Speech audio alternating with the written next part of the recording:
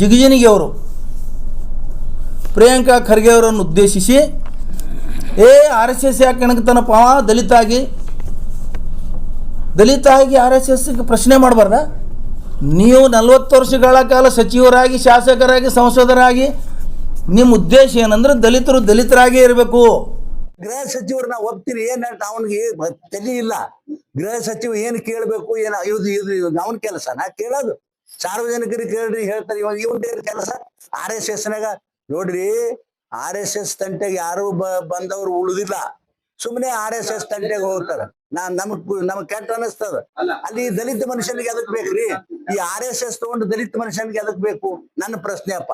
ಸುಮ್ಮ ಆರಾಮಾಗಿ home minister ಮಾಡ ಅವ್ರ ಒಂದ್ ಮಿನಿಟ್ ನಾ ಹೇಳತ್ತ ಕೇಳ್ರಿ. ಅವ್ರ ಅಪ್ಪ ಕಾಂಗ್ರೆಸ್ನಾಗ ದುಡ್ದನ್ನ ಕಾರಣಕ್ಕೆ ಅವನಿಗೆ ಈ ವ್ಯವಸ್ಥೆ ಮಾಡ್ಯಾರ.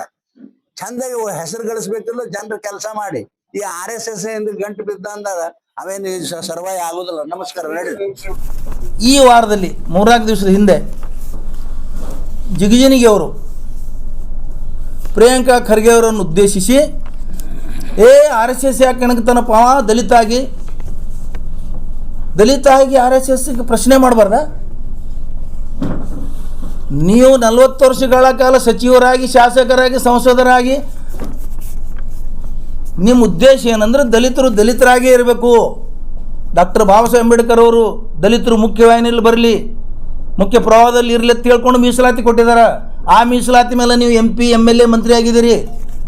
ನಿಮ್ಮ ಅರಿವಿಗೆ ಬರೋದಿಲ್ವಾ ಉಳಿದ ದಲಿತರು ಮೇಲೆ ಬರಲಪ್ಪ ಅಂಥೇಳಿ?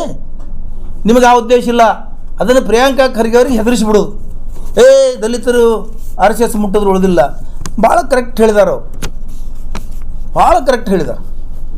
ಯಾಕಂತ ಕೇಳಿದ್ರೆ ಅವ್ರ ಮಾತನ್ನು ನಾನು ಸಹಮತ ವ್ಯಕ್ತಪಡಿಸ್ತೀನಿ. ಅದಕ್ಕೆ ಯಾಕಂತ ಕೇಳಿದ್ರೆ ನಿಜ ಅದ.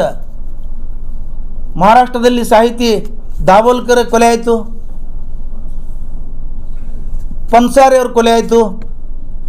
ಇವರೆಲ್ಲ ಆರ್ ಎಸ್ ಎಸ್ ಕೆಣಕದವ್ರೆ. ಎಂ ಕಲಬುರ್ಗಿ ಕೊಲೆ ಆಯಿತು, ಡಾಕ್ಟರ್ MM ಕಲಬುರ್ಗಿ ಅವ್ರದ್ದು.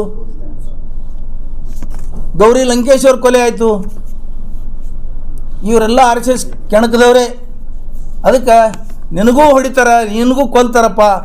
ಆರ್ ಎಸ್ ಎಸ್ ಸಂಸ್ಕೃತಿ ಅದೇ ಅದ ಅಂತ ಹೇಳ್ದಂಗೆ ಅವರು ಅದಕ್ಕೆ ಎಚ್ಚರಿಕೆ ಹೇಳಿದ್ದಾರೆ. ಅವರು ಒಬ್ಬ ದಲಿತ ಮನುಷ್ಯ, ದಲಿತ ಮಂತ್ರಿಗೆ ಏನಾರ ಆಗಬಾರ್ದಂತ ಎಚ್ಚರಿಕೆ ಹೇಳಿದ್ದಾರೆ. ಆರ್ ಎಸ್ ಎಸ್ ಸಂಸ್ಕೃತಿಯನ್ನು ಜಿಗಜಿಣಗಿ ಅವರು ಬಿಚ್ಚಿಟ್ಟಿದ್ದಾರೆ. ಅದನ್ನು ನಾನು ಜಿಗಜಿಣಗಿ ಅವರು ಹೇಳಿದ್ದು ಒಪ್ತೀನಿ. ಯಾಕಂದ್ರೆ ಇದ್ದಂಗೆ ಹೇಳ್ಯಾರ ಅವರು. ಭಾಳ ಮುಗ್ಧ ರಾಜಕಾರಣಿ ಅವರು. ಅದಕ್ಕೆ ಅವ್ರು ಇದ್ದಂಗೆ ಹೇಳ್ಯಾರ. ನಾವು ಅವ್ರ ಮಾತಿಗೆ ಸಹಮತ ವ್ಯಕ್ತಪಡಿಸ್ತೀವಿ. ಈ ಘಟನೆ ನಡೆದ ಮೂಲಕ ನಮ್ಮ ರಾಜ್ಯದ BJP ಅಧ್ಯಕ್ಷರಾದ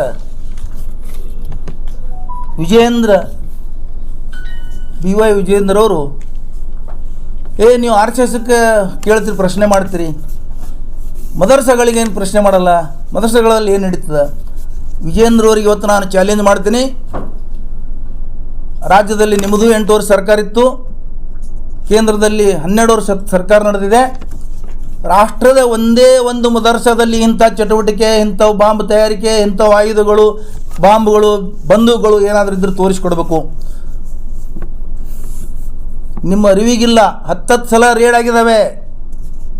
ಅಲ್ಲಿ ಯಾವುದೂ ಚಟುವಟಿಕೆ ಇಲ್ಲ, ಪ್ರೂಫ್ ಆಗಿದೆ. ನೀವು ರಾಜಕೀಯಕ್ಕೋಸ್ಕರ ಮಾತಾಡ್ತೀರಿ. जुड़े रहिएगा आपके अपने चैनल बीजापुर समय के साथ।